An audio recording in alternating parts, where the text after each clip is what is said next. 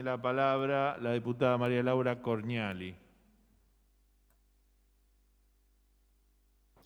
Gracias, señor presidente. Bueno, como representante del bloque socialista, nosotros queremos manifestar nuestra preocupación por estos hechos de tomas en la ciudad de Reconquista que se produjeron en estos últimos días. Una situación que sin lugar a dudas pone de manifiesto la necesidad que hay en el acceso a la tierra y también de políticas públicas que brinden soluciones a toda la ciudadanía en torno a la vivienda y también al acceso a lotes urbanizados. Sin políticas públicas que faciliten este acceso a la tierra, hoy es prácticamente imposible para la mayoría de los trabajadores y las trabajadoras adquirir un lugar donde construir su vivienda, su hogar. Lamentablemente, en estos últimos días hemos presenciado el enfrentamiento entre las personas que tomaron estas tierras, el personal de las fuerzas de seguridad, y comprendemos la necesidad de un lugar donde vivir, donde habitar, pero también comprendemos a los propietarios de las tierras, a los propietarios privados y también de tierras públicas que se han tomado, y entendemos que es necesario respetar todas las instancias que nos habilita la democracia. Este tema también nos interpela a todos los espacios políticos, a tomarlo con seriedad, con responsabilidad, y especialmente a los gobiernos municipales y provinciales, quienes hoy tienen esta responsabilidad de construir los consensos necesarios para brindar posibles soluciones en el corto plazo, de ser posible, en torno a este tema tan sensible como lo es el derecho a una vivienda digna. Muchas gracias, señor presidente. Gracias, diputada. Tiene la palabra el diputado Nicolás Mayoraz. Por este tema también. Presidente, pido disculpas por no habilitar la cámara, pero tengo muy inestable la conexión. En relación a este tema, y como ya lo manifestaron otros diputados, en la reunión de parlamentaria se convino este texto de declaración que a mí me sabe a poco, porque realmente escuchando también a quienes han hablado ahora, entiendo que se podría haber llegado a un consenso y haber sacado una declaración mucho más contundente en cuanto al rechazo que debe hacerse a cualquier tipo de intento de usurpación o de toma de tierras, como le están llamando. Creo, señor presidente, que no debemos caer en esa falsa disyuntiva de priorizar un derecho sobre otro, porque estaríamos dando una señal injusta, porque los derechos humanos no son gallos de riña que se enfrentan en la arena de la justicia o del derecho y gana el más fuerte. Sería realmente una conclusión errada y una señal equívoca que daríamos a la sociedad. Esta aparente pugna de derechos entre el derecho de propiedad y el derecho al acceso a la vivienda no están enfrentados, porque la Constitución Nacional no establece una jerarquía de derechos que en caso de conflicto uno prioriza al otro. La Constitución lo que pide es la armonización de los derechos.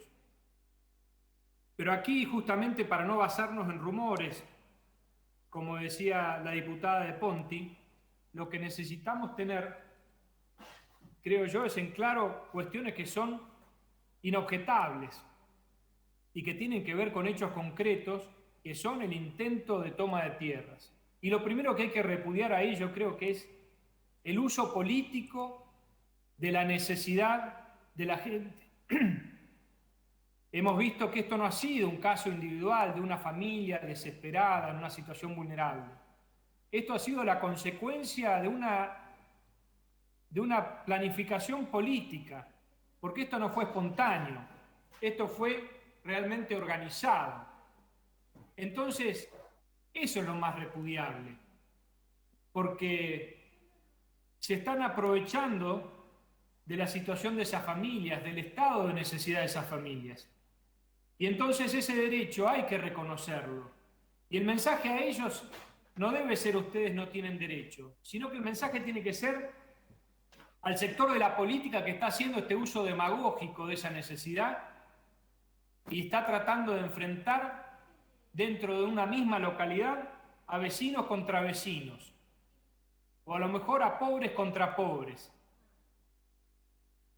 Entonces creo que, como decía al principio, parecía con gusto a poco para mí esta declaración, porque hay que repudiar claramente toda violación al derecho a la propiedad privada llevada adelante en estos términos. Y hay que decir que hay que repudiar el uso demagógico que se hace de las necesidades de la gente.